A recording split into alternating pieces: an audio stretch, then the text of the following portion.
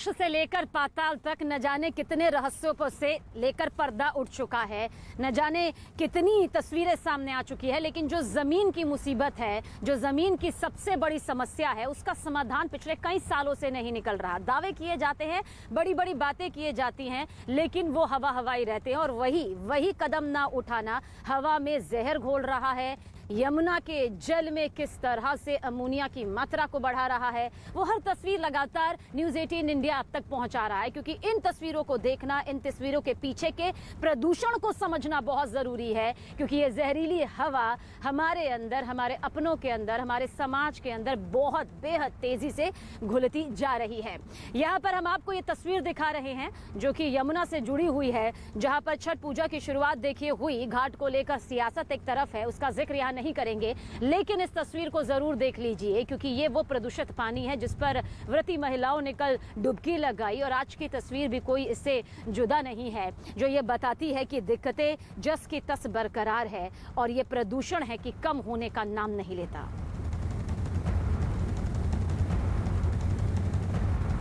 NCR में pollution का खतरा अभी भी बरकरार है। आज अगर दिल्ली एनसीआर के सभी इलाकों की बात करें तो एक्यूआई लेवल अधिकतर इलाकों में 400 क्रॉस कर चुका है।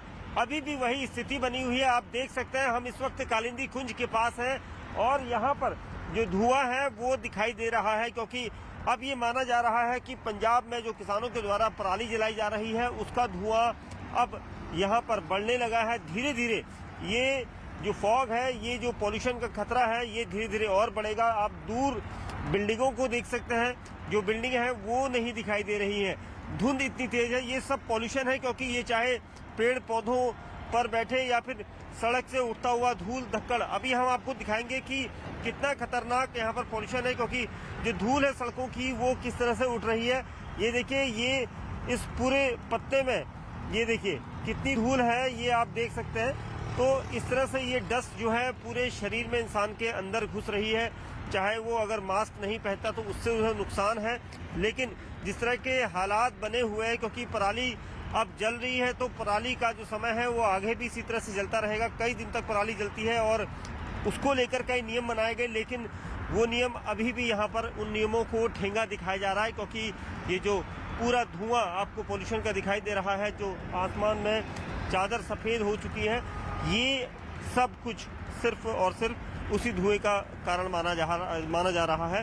तो इन परालियों के जरिए होने वाले प्रदूषण का जिक्र हम कर रहे हैं। हालांकि प्रदूषण के पीछे देखिए बहुत सारी वजह रहती है, लेकिन जो सबसे बड़ी वजह इस महीने में सामने आती है, जो बरकरार रहती है, जो कि एयर क्वालिटी इंडेक्स को 430 के पार पहुंचा देती है, यानी कि वो स्थिति जो कि बेहद बेहद गंभीर है, सबसे खराब स्थिति में पहुंचा देती है, उसकी तह तक जाना, उसका पड़ताल करना वो ज्यादा जरूरी हो जाता है। इसलिए 3 तस्वीरें इस वक्त हम आपको दिखाने जा रहे हैं। इन तस्वीरों को आप देखिए। ये जो तस्वीरें हैं, ये जहर से भरी वो तस्वीरें हैं जिन्हें आप देख लीजिए। क्योंकि अगर आप घर से बाहर निकलते हैं तो जाहिर सी बात है इससे आपका सामना होगा। आप पूरी कोशिश करिए कि आप पूरी सावधानी के साथ निकले, लेकिन सच भी यही है कि ये जहरीली हवा इंसानी शरीर के अंदर जाएगी ही जाएगी। ऐसे में जो पराली है, उस समस्या का समाधान कैसे निकले? कुछ समस्याओं का समाधान होता है और कुछ समस्याओं के समाधान को निकालने में वक्त लगता है, लेकिन ऐसा मुमकिन ही नहीं कि किसी समस्या का समाधान ना हो। जिस पराली का जिक्र हम करते हैं, इन तस्वीरों के साथ मैं आपको बताऊं, क्योंकि ये सीधे पराली से जुड़ी हुई है। सबसे बड़ा समाधान यही होता है कि भाई पराली को जड़ से ही काट लिया जाए। इसके लिए बड़ी मशीनों की जरूरत होती है, जो कि जाहिर सी बात है किसानों तक पहुंचनी जरूरी है। और बाकी इन परालियों के जरिए खाद कंपोस्ट भी किया जा सकता है। अगर इस पर जोर दिया जाए तो सोचिए किस तरह से इसका बड़ा फायदा भी यहाँ पर हो सकता है। हो रहा है, धूल मिट्टी उड़ रही है और प्रदूषण चल रहा है। हेल्थ के लिए ये थोड़ा खराब है। हेल्थ के लिए बहुत खतरनाक है। यहाँ तो इंसान भी नहीं दिखते दूर दूर से। ये भी नहीं, साफ नहीं दिख रहा है इंडिया गेट भी। हम देखने के लिए आए थे। प्रदूषण की वजह से इतना तकलीफ हो रहा है कि मेरे को 4-4, 5-5 बार अस्थमा का वो दवाई का पंप लेना पड़ रहा है। और नीरज हमारे सहयोगी हमारे साथ लगातार बने हुए हैं। नीरज, आपकी तरफ रुख करेंगे। आप लगातार एक कदम आगे बढ़ते हुए पूरे इलाकों की तस्वीर यहाँ पर दिखा रहे हैं। इस वक्त आप कहाँ मौजूद है और वहां से क्या तस्वीर सामने आ रही है?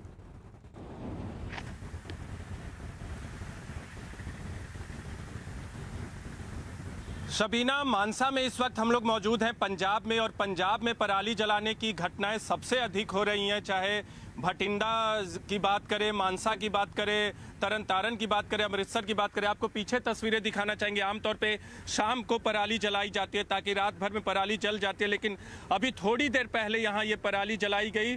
उसकी शुरुआत में आपको आग की लपटें भी दिख रही होंगी, और किसानों ने साफ कहा कि अगर वो पराली नहीं जलाएंगे तो उन्हें दिक्कतों का सामना करना पड़ेगा, उनकी अपनी मजबूरी है।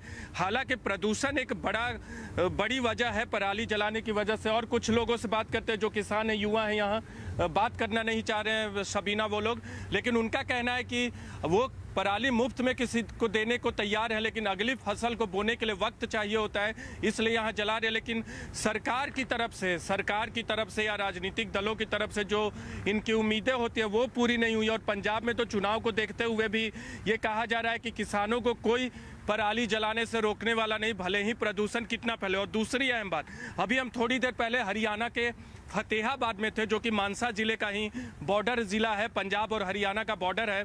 वहाँ बहुत लोगों ने कहा कि पराली जलाने से प्रदूषण की समस्या तो उन्हें बहुत झेलनी पड़ती, और इसी का नतीजा है कि जब देश की राजधानी में हवाओं के साथ ये पराली का धुआं पहुँचता है, इसके अवशेष पहुँचते हैं, तो लोगों को दिक्कत होती है। लेकिन यहाँ किसान अपनी मजबूरी बता रहे हैं।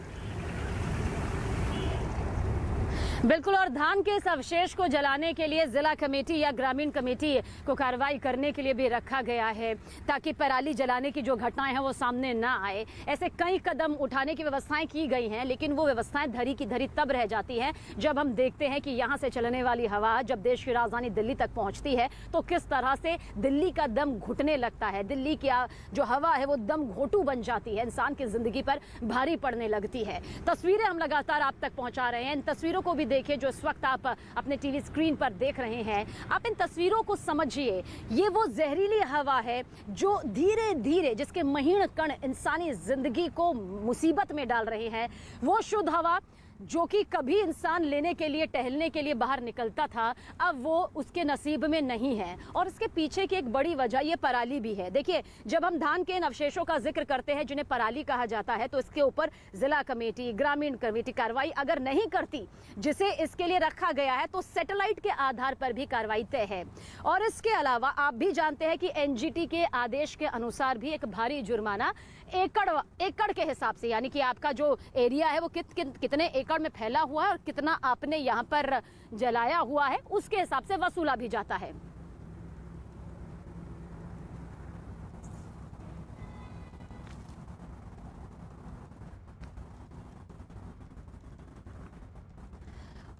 और तमाम फतेहाबाद में हमारे साथ कुछ किसान हैं जो गांव के ही हैं। उनकी ज़मीन, हालांकि उनकी ज़मीन पे हम लोग मौजूद नहीं है, लेकिन गांव के लोग हैं, उनसे बातचीत करते हैं। क्या सरकार ने जो घोषणाएं की हैं, बजट देती है, क्या उसका फ़ायदा ज़मीन के स्तर पे मिलता है आप लोग को? आखिर पराली क्यों जलानी पड़ती है आप लोगों को?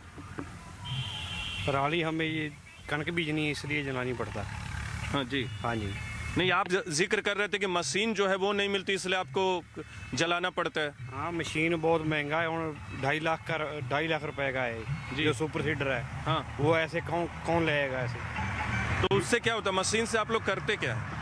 मशीन से वो तो नीचे दबा देती है, जब आएगा तभी है ना, फिर अभी है तो नहीं है ना किसी के पास। नहीं है, इसीलिए जलाना पड़ता है गाँव के लोगों को। हाँ जी, इसलिए। और दूसरे किसान से बात करते हैं। आप बताइए कि ये जो जली हुई पराली है, मैं देख रहा हूँ जहाँ तक नजरें जा रही है पराली जली हुई है, तो ये मजबूरी है या इससे बचा जा सकता है? क्योंकि दिल्ली में प्रदूषण यहाँ की परालियों से होता है, जलाने से। नहीं, ये जी मजबूरी है कि जिवें मान लो डीजल बहुत ज़्यादा महंगा हो गया है, पैली च ਆਪਾਂ ਵਾਹਨੇ ਦਾ ਖਰਚਾ बहुत ज़्यादा आ ਜਾਂਦਾ है, इस करके किसान की मजबूरी है, मजबूरी करके ये काम करता है।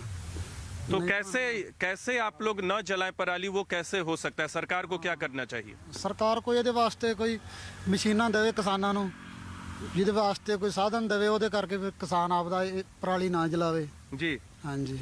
हमारे साथ दूसरे किसान भी जुड़ गए हैं, यहाँ के स्थानीय हैं। आप बताएं कि जरूरत होती है कि पराली जलाया ही जाए? नहीं, जलाना तो जरूरी नहीं है वैसा। हाँ, और सरकार इसका कोई ऑप्शन दे ना हमें। हाँ, जिम्मेदार करे क्या? तो पराली जलती है और इसी तरह से हर साल जलती हुई नजर आती है। प्रदूषण होता है और इसी प्रदूषण पर सियासत, पॉलिटिक्स भी होती है, जिसका जिक्र हम लगातार कर रहे हैं। पंजाब का जिक्र इसलिए जरूरी हो जाता है क्योंकि इसके ज्यादातर जिलों में यहां पर पराली की जलती तस्वीर सामने आती है और फिर सियासत भी शुरू हो जाती है। क्या कुछ कहना है पंजाब के मंत्री का, सुनिए आप भी। पिछले साल से 51% कम स्टबल बर्निंग हुई है। एक दिन में स्टबल बर्निंग मुकम्मल नहीं यह प्रोसेस किया जा सकता, लेकिन धीरे धीरे ये समय लगता है, धीरे धीरे हट जाएगी। अगर पिछले साल से 51% कम है, इसका मतलब अगले साल और भी कम हो जाएगी। तो धीरे धीरे स्टबल बर्निंग पंजाब में कम हो रही है। और नीरज हमारे सहयोगी हमारे साथ बने हुए हैं। नीरज, चाहे सुप्रीम कोर्ट का आदेश हो वो नहीं माना जा रहा, चाहे एनजीटी का आदेश हो जुर्माने को लेकर, जो कि कहती है कि भाई अगर हम जुर्माना वसूलते हैं तो वो वातावरण को प्रदूषित करने के चलते उनसे वसूला जाता है। इसके अलावा चाहे जिला कमेटी हो, ग्रामीण कमेटी हो, उन पर कार्रवाई का जिम्मा सौंपा गया, वो नहीं कर सकती तो सैटेलाइट के जरिए कार्रवाई होगी। पर किसान यहाँ पर पराली जला रहे हैं। अब इसके पीछे मजबूरी कहा जाए तो ये किसानों का कहना है, पर क्या जमीनी स्तर पर आपने वाकई पाया है?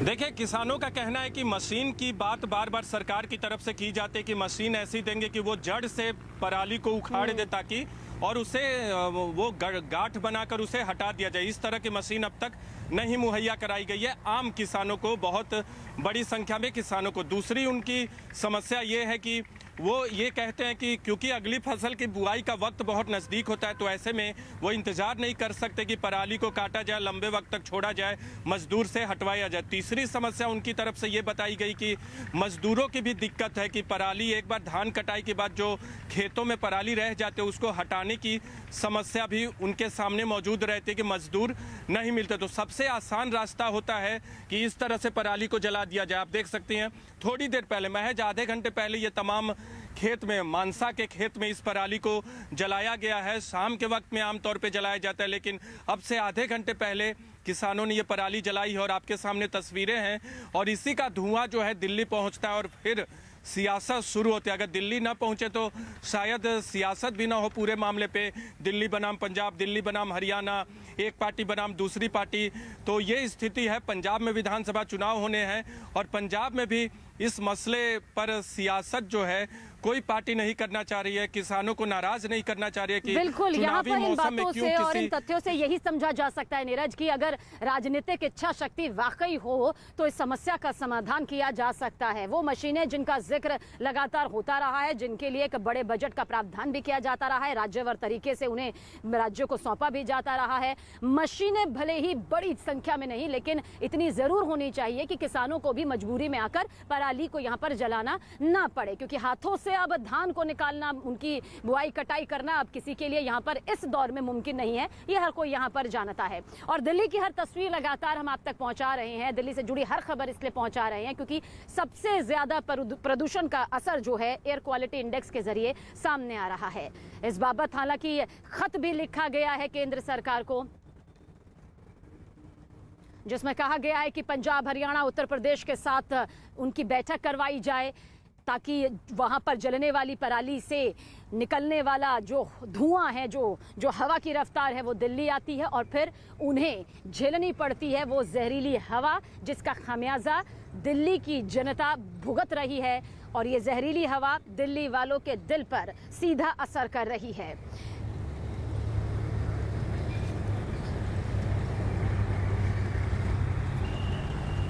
तो दिल्ली में वायु प्रदूषण लगातार बढ़ता जा रहा है और इस बढ़ते प्रदूषण की वजह से लोगों का सांस लेना दूभर हो गया है। बाहर निकलते हैं, सांस रोक रोक कर एक एक कदम आगे बढ़ाते हैं। और बड़ी खबर आपको बता दें, लखीमपुर हिंसा मामले में ये बड़ी खबर सामने आ रही है। आरोपियों के हथियारों से गोली चली थी। आशीष मिश्रा भी इस मामले में आरोपी है। 3 अक्टूबर को ये फायरिंग हुई थी। बड़ी खबर, लखीमपुर हिंसा मामले में ये बड़ी खबर सामने आ रही है कि आरोपियों के हथियारों से गोली चली थी। जिस तरह से इस पूरे मामले को लेकर सियासत हुई थी, उसको लेकर अब एक के बाद एक नए खुलासे सामने आ रहे हैं। 3 अक्टूबर की ये घटना थी जिसमें गाड़ी की वजह से कई किसानों को कुचल दिया गया था, कई लोगों की जान चली गई थी और सवाल ये भी उठे थे कि क्या उस वक्त फायरिंग हुई थी या नहीं हुई थी। अब ये खुलासा सामने आया है कि आरोपियों के उनके पास जो पिस्टल थी उससे फायरिंग हुई थी, यानी उस वक्त फायरिंग हुई थी। जब ये पूरा घटनाक्रम हो रहा था उस वक्त वहां पे हिंसा हो रही थी तो आरोपियों के हथियारों से वहां पर फायरिंग हुई थी, क्योंकि ये कहा जा रहा था कि फायरिंग नहीं हुई है, लेकिन फायरिंग की वजह से क्या किसी की मौत हुई है ये भी जांच का विषय है। चलिए इस खबर पे और ज्यादा जानकारी के लिए सीधा रुख करते हैं मेरे सहयोगी अमित का। अमित, क्या कुछ जानकारी मिल पा रही है? देखिए, बैलिस्टिक जांच रिपोर्ट आ चुकी है, उससे ये साबित होता है जो आरोपी थे, जो उनके पास से राइफल बरामद किए थे, रिपीटर गन बरामद किया गया था, पिस्टल जो बरामद किया गया था उसका बैलिस्टिक जांच रिपोर्ट आई है और उससे साफ होता है कि 3 अक्टूबर को, रिपोर्ट से ये साफ होता है कि 3 अक्टूबर को जो फायरिंग हुई उन जो बरामद की गई है राइफल, रिपीटर गन और पिस्टल से, उससे फायरिंग की गई है, उन असलों से फायरिंग की गई है। फिलहाल पुलिस जो है लगातार इस पूरे मामले में इन्वेस्टिगेशन कर रही है, लेकिन जिस तरीके से पहले कहा गया था कि जो उनके पास राइफल बरामद हुआ था, रिपीटर गन, पिस्टल, उससे फायरिंग नहीं हुई थी, लेकिन जब ये बैलिस्टिक सूत्र ये बताते हैं कि जो बैलिस्टिक जांच रिपोर्ट आई है उससे ये साफ साफ लिखा हुआ है कि 3 अक्टूबर को तो उन असलों से फायरिंग की गई थी। जी। और अमित, क्या इस फायरिंग की वजह से किसी की मौत भी हुई? सवाल तो ये है कि फायरिंग हुई है, इससे किसी की मौत हुई है, क्योंकि कई लोगों की जान चली गई थी इस हिंसा में। जी बिल्कुल, इस मामले में जांच हो रही है कि क्या उन्हीं फायरिंग से मौत हुई है, क्योंकि जाने गई थी और सवाल यही है कि अभी भी पुलिस उस मामले पर जांच करेगी क्या जो 3 अक्टूबर को फायरिंग हुई थी तो उस फायरिंग से क्या जाने गई है, इस बारे में पुलिस लगातार जांच कर रही है। लेकिन सूत्र भी ये बता रहा है कि जो बरामद की गई राइफल है, रिपीटर गन है, पिस्टल है, उससे फायरिंग हुई है। बैलिस्टिक जांच रिपोर्ट में ये बातें साफ साफ लिखी हुई है। और अमित, ये भी कह सकते हैं कहीं ना कहीं आरोपियों की मुश्किलें यहाँ पे बढ़ गई हैं। अगर फायरिंग की घटना वहां पे सामने आती है, लोगों की जान गई है, गाड़ियों की शिनाख्त कर ली गई है कि किन गाड़ियों से किसानों को कुचला गया था, तो अपने आप में यहाँ पर तस्वीर पूरी तरह से साफ होती जा रही है। या बिल्कुल, आरोपी एक तरीके से मुश्किल में फंसते जा रहे हैं। जिस तरीके से इन्वेस्टिगेशन लगातार आगे बढ़ रहा है, इन्वेस्टिगेशन के दौरान पुलिस पूछताछ में आरोपियों ने सबसे पहले बताया कि जो उनके पास से जो राइफल, रिपीटर गन और पिस्टल जो बरामद किया गया उससे कोई फायरिंग नहीं की गई है। लेकिन जिस तरीके से जो सूत्र बता रहे हैं कि बैलिस्टिक जांच रिपोर्ट आई है उसमें यह साफ कहा गया है कि 3 अक्टूबर को बरामद किए गए राइफल, रिपीटर गन, पिस्टल और अन्य असले जो 3 अक्टूबर को उन असलों से फायरिंग की गई थी। तो इससे आरोपियों पर शिकंजा एक बार फिर से और कटेगा, क्योंकि जिस तरीके से लगातार इन्वेस्टिगेशन आगे बढ़ रहा है तो उससे और जो ये बैलिस्टिक जांच रिपोर्ट आई है उससे साफ है कि आरोपियों ने पहले का बयान दिया था कि 3 अक्टूबर को उनके असलों से कोई फायरिंग नहीं हुई, लेकिन बैलिस्टिक जांच रिपोर्ट में सूत्र बताते हैं कि लिखा हुआ है कि फायरिंग हुई है। शुक्रिया अमित तमाम जानकारी के लिए। तो आपको बता दें, लखीमपुर हिंसा के मामले में यह बड़ा खुलासा सामने आया है कि वहां पर 3 हथियारों से गोली चली थी। 3 अक्टूबर को यह घटना हुई थी जिसमें किसानों की जान चली गई थी, करीब 8 लोगों की जान वहां पर गई थी। और सवाल ये उठे थे कि क्या जिन लोगों की मौत हुई है सिर्फ गाड़ी के कुचलने की वजह से हुई है या फिर वहां पर फायरिंग भी हुई थी। क्या फायरिंग की वजह से लोगों की जान गई है, ये अभी साफ नहीं हुआ है। लेकिन हाँ, नमस्कार, एक बहुत ही प्रासंगिक विषय जो कई वर्षों से हिंदुस्तान की राजनीति ही नहीं, हिंदुस्तान के जनमानस पर इसका असर रहा है, उस विषय पर आज हम प्रेस कॉन्फ्रेंस कर रहे हैं। 2019 के चुनावों से पहले विपक्षी दलों ने और खास करके कांग्रेस पार्टी ने जिस प्रकार का एक माहौल बनाने की चेष्टा राफेल को लेकर किया था, वो हम सब ने देखा था। We had seen the kind of canards, misinformation and lies that Mr. Rahul Gandhi of the Congress party had tried to spread before the 2019 election. उनको लगता था कि इससे कोई इलेक्टोरल बेनिफिट होगा, मगर जो हुआ वो आप सबने देखा है। कुछ महत्वपूर्ण दस्तावेज आज आपके सामने हम भारतीय जनता पार्टी के इस मंच से रखने वाले हैं, ताकि भ्रष्टाचार किसके कालखंड में हुआ, during which tenure did corruption and commission took place as far as Rafael is concerned, will be out. France की एक मीडिया हाउस है जिसका नाम मीडिया पार्ट है, कुछ महीनों पहले मीडिया पार्ट ने यह खुलासा किया कि राफेल में भ्रष्टाचार हुआ था। जैसे ही यह खुलासा हुआ, कांग्रेस पार्टी ने आओ देखा ना ताओ तुरंत प्रेस कॉन्फ्रेंस करके भारतीय जनता पार्टी और खास करके देश के यशस्वी प्रधानमंत्री नरेंद्र मोदी जी के ऊपर हमला बोला। उस समय भारतीय जनता पार्टी ने प्रेस कॉन्फ्रेंस करके कहा था कि इंतजार करिए, जब समूचा विषय सामने आएगा तो दूध का दूध पानी का पानी होगा। और आज जब मीडिया पार्ट ने अपने इस आर्टिकल के माध्यम से सच्चाई को सामने रखा है तो दिल दहल जाता है ये जान करके कि जहां तक रफाल का विषय है, ये कमीशन की कहानी थी, बहुत बड़े घोटाले की साजिश थी और ये पूरा मामला 2007 और 2012 के बीच हुआ। बहुत लोगों ने इस आर्टिकल को पढ़ा होगा। आर्टिकल का एक प्रति मीडिया पार्ट का सघन अध्ययन करने के पश्चात मैं आज यहां लेकर आया हूं।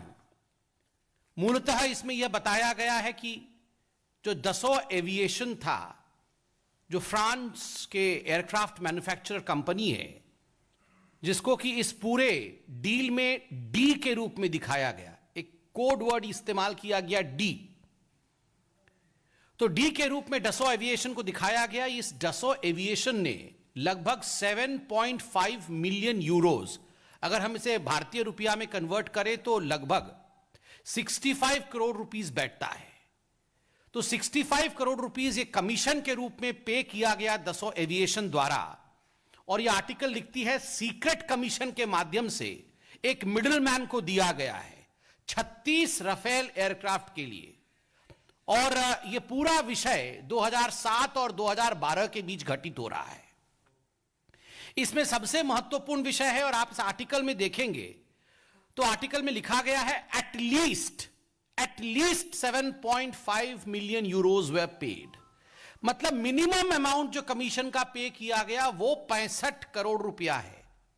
और आर्टिकल में कई स्थानों पर आगे इसका बखान है, उल्लेख है, और बाकी न्यूज़पेपर्स ने भी जो आर्टिकल बनाए हैं उसमें यह बखान है।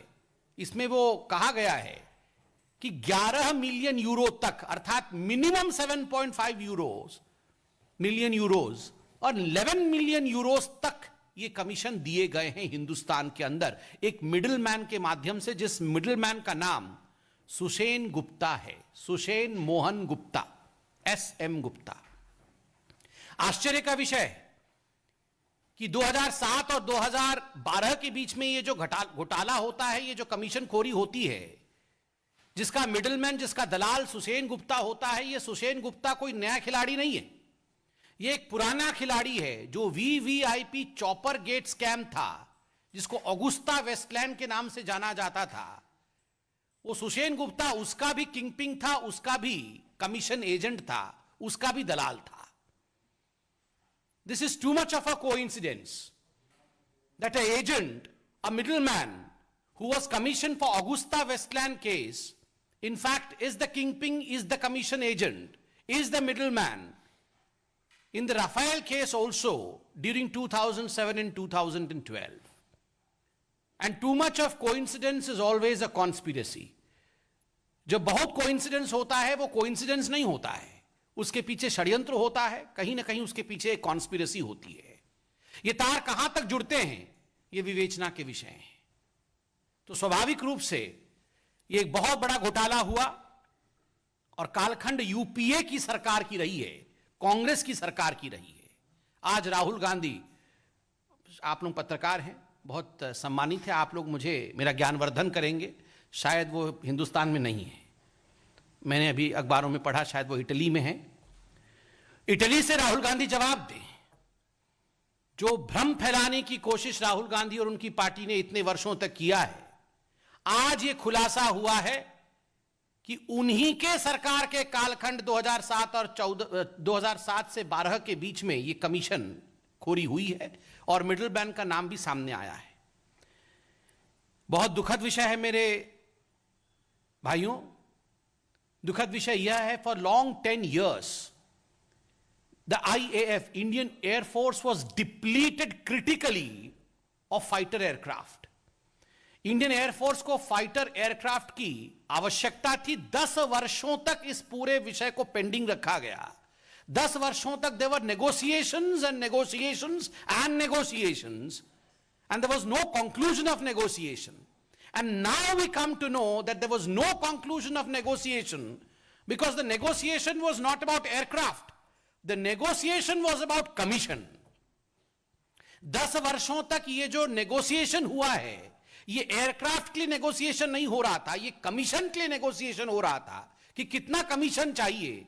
आज ये सामने आया है और इस संदर्भ में एक कागज में आपके सामने रखने वाला हूं और इसका टाइटल है, जो मीडिया पार्ट ने भी छापा है, agreement for commission. Agreement for commission. Congress के कालखंड में एग्रीमेंट फॉर परचेस तो हमने देखा नहीं, नेगोशिएशन को कंक्लूड होते हुए देखा नहीं, मगर well yes, there was a agreement on commission and you would be astonished if you go through the contents of agreement of commission. ये जो एग्रीमेंट ऑफ कमीशन है, इसके कंटेंट को आप पढ़ेंगे तो आप हतप्रभ हो जाएंगे। मैं 2 लाइन पढ़ता हूं। Commission is payable at the rate of 40% of the total contract value between IDS and Dassault aviation. The commission is consideration thereof. The commission is payable after the delivery of the product by IDS and the receipt of the consideration thereof. आप सोच के देखिए, commission is payable at the rate of 40%। कोई 2%, कोई 4% का घोटाला नहीं। Rahul Gandhi, congratulation, you have broken records of commission. Sonia ji, congratulations. विश्व में कमीशन के रिकॉर्ड को आपने तोड़ा है। 40% के रेट से हम कमीशन लेंगे, यह कमीशन की एग्रीमेंट है। और आप झूठ बोल रहे थे इतने सालों तक। उल्टा चोर कोतवाल को डांट रहा था, उल्टा चोर चौकीदार पे बरसे। आप सोच के देखिए, 40% के आधार पर यह कमीशन खाने की यह साजिश नहीं थी, कमीशन खाया गया है, पैसा लिया गया है, डिलीवरी हो चुकी थी। इस आर्टिकल में आप देखेंगे ऑफशोर कंपनीज बनाई गई थी। एक ऑफशोर कंपनी का नाम इंटरस्टेलर है, वो आप सब ने देखा है, कई न्यूज चैनल्स ने और पत्रिकाओं ने आज इसे छापा भी है। जिस IDS के विषय में मैंने कहा, ये सुषेन गुप्ता की कंपनी है IDS। एक शेल कंपनी यहां बनाना भारतवर्ष में और उसके माध्यम से पैसे बाहर के देशों में ट्रांसफर करना, ये जो ऑफशोर कंपनीज बनाना, डूबियस कॉन्ट्रैक्ट साइन करना, और सबसे बड़ी बात फॉल्स इनवॉइसेस। फॉल्स इनवॉइसेस के माध्यम से पैसे रेज करना और उस पैसे को कमीशन के रूप में देना, यह पूरा षड्यंत्र इस प्रकार से हुआ है, through false invoices, through dubious contracts and through offshore companies. और इस आर्टिकल में 3 महत्वपूर्ण शब्द जो इस्तेमाल किए गए हैं, वो है करप्शन, वो है इन्फ्लुएंस पेडलिंग, और तीसरा है फेवरेटिज्म। ये जो इन्फ्लुएंस पेडलिंग होता है, ये पैसे देकर आप पूरे डील को इन्फ्लुएंस करने की चेष्टा करते हैं कि आप इसी कंपनी का इस मेक के इस समय खरीदी करिए और ये पैसे आप बदले में पकड़िए। और जो तीसरा शब्द है favouritism, you must be reminded of the fact that this word was oft used by the Congress party spokespersons when they held press conferences, and in fact this word was dragged to the court that there was favoritism in the deal which was signed by the government to government deal between India and France. But today we are not only surprised because we know what Congress is capable of. Today we see that favoritism was the part and parcel of the negotiation that was going on between the then dispensation of India, that is UPA, and the company, 2007 to 2012. बंधुगण, आज यह अतिशयोक्ति नहीं होगी कि अगर INC, Indian national Congress, को rename किया जाए और कहा जाए कि INC का अर्थ इंडियन नेशनल कांग्रेस नहीं है, INC का अर्थ है I need commission. I need commission. बिना कमीशन के ये कुछ नहीं करते हैं। I need commission Sonia Gandhi कहती है I need commission, Rahul Gandhi कहते हैं I need commission, Priyanka Vadra I need commission, Robert Vadra I need commission. ये आईएनसी मतलब आई नीड कमीशन। और ये सिलसिला कोई आज का नहीं है, जब से कांग्रेस पार्टी है तब से आई नीड कमीशन है। जीप घोटाला नेहरू जी के समय याद करिए, घोटाला कमीशन का घोटाला था। उसके बाद बोफोर्स घोटाला कमीशन का घोटाला, एयरबस घोटाला कमीशन का घोटाला, HDW सबमरीन घोटाला कमीशन का घोटाला, VVIP ऑगुस्ता वेस्टलैंड कमीशन का घोटाला, टेट्रा ट्रक कमीशन का घोटाला। जहां कमीशन वहां कांग्रेस। और बिना कमीशन के हिंदुस्तान के अखंडता के लिए, हिंदुस्तान के प्रोटेक्शन के लिए, हिंदुस्तान की सुरक्षा के लिए कोई डील कांग्रेस के काल में हो नहीं सकती। यह अतिशोक्ति नहीं होगा, it would not be an over projection if I today say that during the UPA tenure there was a deal with in every deal. Every deal had a deal. हर डील के अंदर एक डील था और फिर भी deal नहीं हो पाती थी। आप सोच के देखिए, 65 करोड़ से अधिक रुपए लेने के पश्चात भी ये जो नेगोशिएशंस हो रहे थे, ये नेगोशिएशन फुलफिल नहीं हो पाए क्योंकि इतने में परिवार संतुष्ट नहीं थी और चाहिए। इसी कारण से ये डील मेटेरियलाइज नहीं हो पाया। और धन्यवाद है मोदी जी का, जो हमने गवर्नमेंट टू गवर्नमेंट नेगोशिएशन किए और आज राफेल हिंदुस्तान में आया है और हिंदुस्तान सुरक्षित है। बंधुगण, मैं अंत में इतना ही कहूंगा कि कौन कहता है कि भ्रष्टाचार का ठिकाना नहीं होता है। भ्रष्टाचार का भी ठिकाना है। भ्रष्टाचार का पता है 10 जनपद। आज जब से भारतीय जनता पार्टी की सरकार आई है, भ्रष्टाचार बेघर हो गई है। भ्रष्टाचार बेघर हो गई है और गांधी परिवार बेबस हो गया है। और उस बेबसी का आलम समय समय पर हमने देखा है। झूठ और भ्रम के माध्यम से जिस प्रकार कांग्रेस ने लोगों को बरगलाने की कोशिश की, मैं एक शेर पढ़कर इसे अंत करूंगा। घोटाले एक नहीं कई हजार हो गए। घोटाले एक नहीं कई हजार हो गए। रिश्वत के आंकड़े भी करोड़ों पार हो गए। जनता को लूटा कांग्रेस ने इस तरह कि उनके शर्म भी शर्मसार हो गए। बहुत बहुत धन्यवाद। कोई प्रश्न हो तो अवश्य पूछें।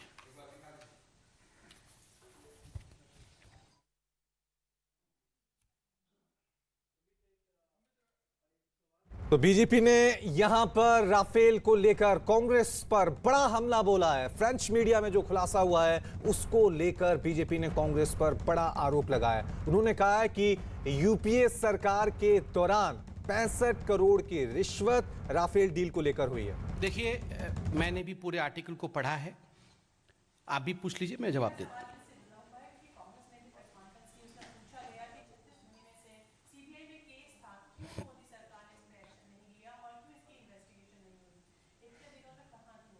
अच्छा, कांग्रेस ये पूछ रही है कि गांधी परिवार पे इन्वेस्टिगेशन क्यों नहीं हुआ है। इसका जवाब मैं देता हूं। बड़ा आश्चर्य का विषय है। देखिए, हम तो यहां पॉलिटिशियन के रूप में बैठे हुए हैं, आप पत्रकार के रूप में बैठे हुए हैं। हम सबसे बड़ा कोई है तो सुप्रीम कोर्ट है। हम सबसे ज्ञानी भी है और स्वाभाविक रूप से तथ्यों के आधार पर उस पूरे विषय की विवेचना करने की क्षमता जो सुप्रीम कोर्ट के पास में है वो हमारे पास कम होगी। इस पूरे विषय की विवेचना सुप्रीम कोर्ट ने किया। इस पूरे विषय पर सुप्रीम कोर्ट ने अपनी टिप्पणी दी। उस टिप्पणी पर भी एक रिव्यू पिटीशन डाला गया, उसको भी सुप्रीम कोर्ट ने खारिज किया। और सुप्रीम कोर्ट के क्लीन चिट के पश्चात मुझे लगता है कांग्रेस पार्टी, जो बिल्कुल एक माइंस है करप्शन का, उसको सवाल उठाने का कोई हक नहीं है। नंबर 1। नंबर 2, पूरे मसले पर जो डील मोदी सरकार की रही है, गवर्नमेंट टू गवर्नमेंट डील, उस पर सीएजी और सुप्रीम कोर्ट की टिप्पणी रही है, सीएजी की भी टिप्पणी रही है और सीएजी ने भी कहा है कि जो डील सरकार ने किया है that is the best deal that could be present. Thirdly, as far as the middleman is concerned, I am not the spokesperson of CBI. I do not know whether the CBI is investigating or there is an investigation going on. I cannot comment on CBI. But मैं यहाँ press conference करने से पहले I had a cursory look over the articles appearing in the newspapers during 2020, 2019, and I found that this middleman, Mr. Gupta, is under the radar of ED. He was even arrested. He was arrested. He is being investigated for money laundering. and for issues which are, as far as dalali, as far as middlemanship is concerned, as far as commission is concerned. So these are ongoing investigations. Who said that no investigation is being done against the middleman? Everything has been investigated. And if the Congress, अगर कांग्रेस को लगता है कि Bharatiya Janata party की सरकार 2007 और 2012 के बीच जो घोटाले कांग्रेस के दौरान में हुए हैं उसका इन्वेस्टिगेशन नहीं कर रही है, तो कौन रोकता है कांग्रेस पार्टी को कोर्ट में जाके ये गुहार लगाए कि गांधी परिवार के खिलाफ हमने इन्वेस्टिगेशन नहीं कर रहे हैं? ये इनका दोहरा चरित्र है। इन्वेस्टिगेशन नहीं किया, इन्वेस्टिगेशन कराओ, हमारी जांच कराओ, ये चिढ़ाने की कोशिश करते हैं। और जैसे ही जांच होती है और ये पकड़े जाते हैं तो बोलते हैं बदले की राजनीति, बदले की राजनीति। ये दोहरा चरित्र नहीं चलने वाला है।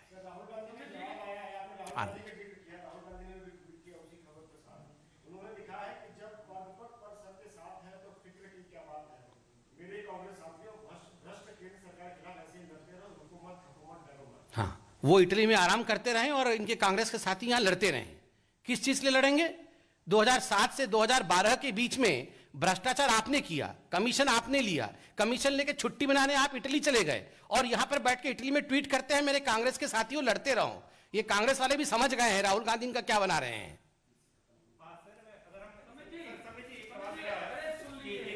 यतीन्द्र जी बहुत देर से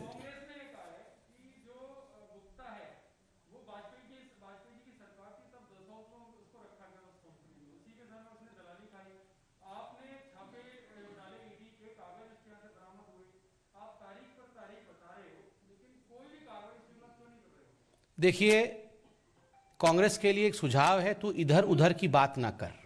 तू सिर्फ ये बता कि 2007 से 2012 के बीच ये सारे कमीशन गए किधर? ये सारे कमीशन जो गए हैं वो कहाँ गए? उस समय तो हम सत्ता में नहीं थे ना, सत्ता में तो यही थे ना। आज मान गए ना कांग्रेस पार्टी प्रेस कॉन्फ्रेंस में कि हाँ घोटाला तो हुआ है। अब कागज नहीं दिखाया, कागज यहां नहीं दिया, इस टेबल पे कागज नहीं रखा है, आपने मीडिया में कागज पहले क्यों नहीं दिखाया? ठीक है, वो सब कुछ बात वो करते रहे, मगर ये जो पैसा 2007 से 12 के बीच में गया वो कहां गया, किसके घर में रखा हुआ है, ये बता दे अपने प्रेस कॉन्फ्रेंस में। बहुत बहुत धन्यवाद। अब देख सकते हैं किस तरह से राफेल को लेकर अब सियासत गर्मा गई है फ्रेंच मीडिया में। राफेल को लेकर जो खुलासा हुआ है उसको लेकर बीजेपी ने प्रेस कॉन्फ्रेंस की, जिसमें बीजेपी ने कहा कि 2007 से लेकर 2012 तक राफेल डील को लेकर बड़ा घोटाला हुआ है। 65 करोड़ की रिश्वत दी गई है और उस वक्त यूपीए की सरकार थी। कांग्रेस ने 2019 में जब लोकसभा चुनाव हुए थे तब राफेल को बड़ा मुद्दा बनाया था। अब बीजेपी ने यहां पर पलटवार किया है और फ्रेंच मीडिया में जो आर्टिकल आया है राफेल को लेकर उसको लेकर कांग्रेस पर अटैक किए हैं। एक के बाद एक उन्होंने कहा कि आईएनसी का मतलब है आई नीड कमीशन। 65 करोड़ की रिश्वत 2007 से 2012 के बीच राफेल डील को लेकर हुई है। दूसरी तरफ कांग्रेस भी बीजेपी पे राफेल डील को लेकर आरोप लगाती रही है। फ्रेंच मीडिया में ये बड़ा खुलासा हुआ है जिसको लेकर बीजेपी अब कांग्रेस पर हमलावर हो गई है।